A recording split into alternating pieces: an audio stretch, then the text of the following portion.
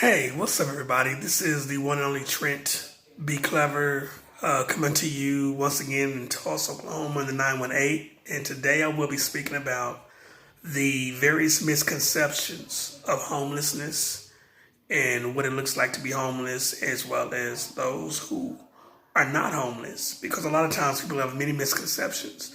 They think because, or people in general may think because you're homeless, that you were either a former drug addict or you were dealing with challenges with alcoholism or alcohol abuse, or perhaps you had mental disturbances.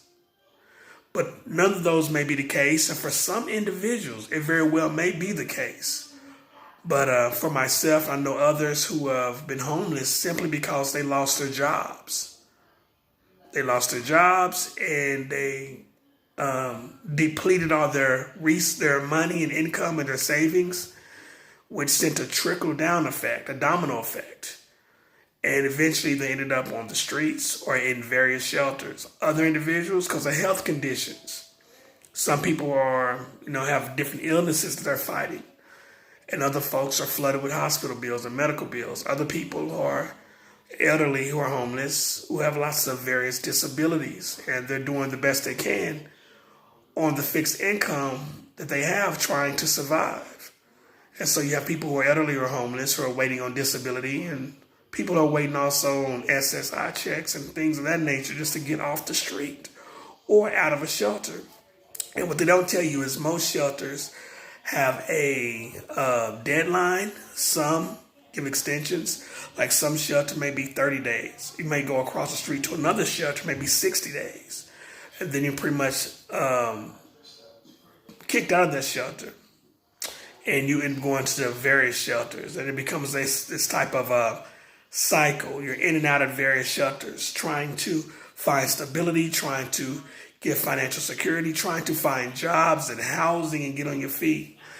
And so it's this cycle over and over again. So as I was talking about, what does homelessness look like to you? Well, some people are homeless, and there are homelessness at different levels. There are people who are homeless who stay at a friend's house or live with a family member, who don't have jobs, who are looking for work throughout the day, going to temp agencies, networking events, career fairs, but they're actually sleeping on the air mattress at a friend's house, or a person that's homeless sleeping on different friends or classmates' couches and they're homeless. Or people who are homeless who have jobs, but they're part-time jobs, and the wages are so low that they can't actually afford an actual apartment or a one-bedroom apartment. Because again, a lot of these apartments out here, you have to make 3 times your rent. I know in Oklahoma, a lot of the apartments, one bedroom is nearly $750, if not $775 a month. Other apartments, some are $800 or higher. You got homelessness where people are living inside their vehicles, their cars, their trucks, their vans. And so the money they make goes to gas, car payments, car insurance, a means of transportation just to get around, because again, they're not making quite enough to support their housing. And then again, you're on the waiting list for Section 8 for 2 to 3 years at a time. And between that going on, you got those who are homeless who are in and out of homelessness.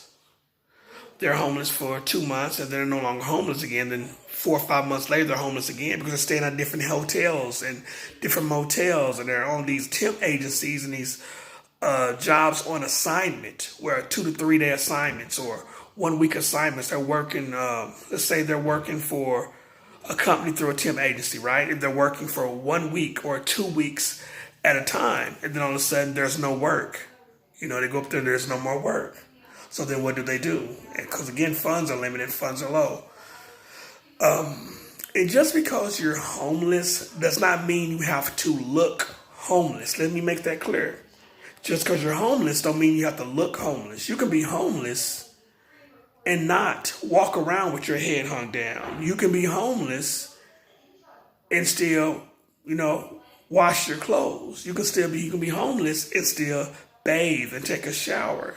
You can be homeless and still, make your doctor appointments and visits and things of that nature. You do not have to look like you're homeless or what you've been through.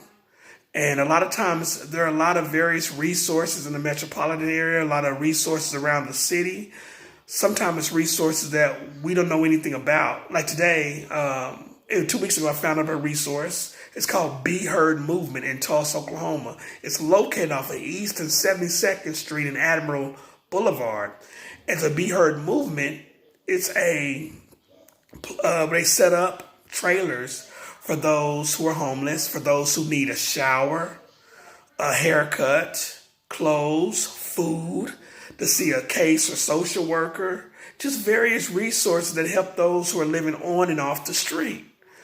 So it's a blessing. I was able to get a haircut from them today and get my clothes washed for free, etc. So it's truly a blessing to have facilities and nonprofits and organizations such as Be Heard Movement. God bless them. Shout out to them. Also, there are other resources. There's, of course, the Tulsa Dream Center. On Tuesdays and Thursdays from 11 a.m. to 12 p.m., they offer a meal. You get a nice home-cooked meal, whether it's spaghetti, whether it's rice and beans, just something that fills your stomach up.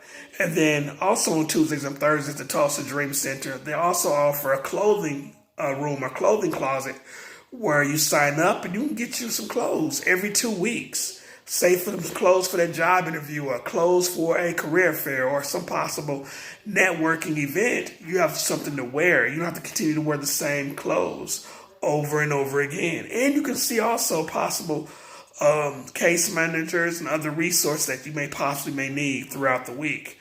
So check out Tulsa Dream Center as well in North Tulsa. And for our shelters, of course, you got John 3:16, the men's shelter. You got the Salvation Army. You got the Tulsa Day Center. You got the City of Lights. So there are various shelters and resources and places where you can get food and clothing. And there's also churches who offer food pantries for those of us who do not receive EBT or food stamps. So again, I just don't want you out here giving up, not knowing that these set services are quite available, and that you don't always have to drag your luggage all over town. There was times where in Oklahoma City, I'm homeless, I would drag my luggage in my suitcase full of clothes and dirty clothes all over the city and catching buses and trying to apply for jobs. And it can become exhausting. You be tiring. You be frustrated. You're angry. You're mad. You're depressed. You're stressed. You got high blood pressure and all those things. And there are individuals who are willing to help you and assist you. Sometimes we get prideful, we get ashamed of our situation and what we're going through. I dealt with pride, I dealt with anger and frustration and hurt and pain. And sometimes the people we expect to come through for us, the family, the friends, etc., that are close to us and near and dear to our hearts, sometimes let us down and say, hey, you can't stay here, you can't live with us. Or hey, I pray for you, I encourage you, but I at this particular time and moment, this is all I can do for you, brother. But here's my thing. I'm a living witness that God will touch someone's heart, even a stranger even, to help you and see to it that you're okay. God is never too far away from his kids. He's never too far away from his children. So do not lose hope. Do not give up. Keep fighting. Keep praying. Keep going, pushing one day to the next. Just take it one day at a time. One day at a time. And it's going to be days you're going to feel like crying. It's going to be days you're going to feel like screaming, days you feel like cussing, days you're living in your car, you're going to feel like punching the steering wheel and just losing your cool. But keep in mind, those are normal emotions, and that's anybody who's dealing with a stressless environment, not knowing where you're going to sleep one day to the next, not knowing if you're going to eat one day to the next or what you're going to eat, not knowing if you're going to have clean clothes or dirty clothes or take a shower. But there are facilities and nonprofits in place that are set available. And I will be listing them in my description and comment section. Those places and resources in Tulsa, Oklahoma for those who are homeless. And again, thank you, before I forget, thank you for all those who've encouraged me, prayed for me, sent your prayers, your encouragement, your love, your support. I appreciate it because it's not always easy.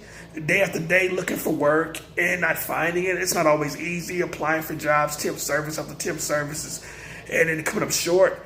But I know that there's a reason for everything and there's a purpose for my life, as I've stated in the last video. So if you want to know more about my experience of homelessness, definitely check out the last video, those who haven't. And I appreciate all my subscribers, for all those who liked and subscribed to my channel. Love y'all. Oh, y'all the best. Again, this video is to break the stereotypes and misconceptions of homelessness and let people know that they're not alone in their struggles, their challenges, their trials. Because in America alone, there's millions of people who are battling homelessness.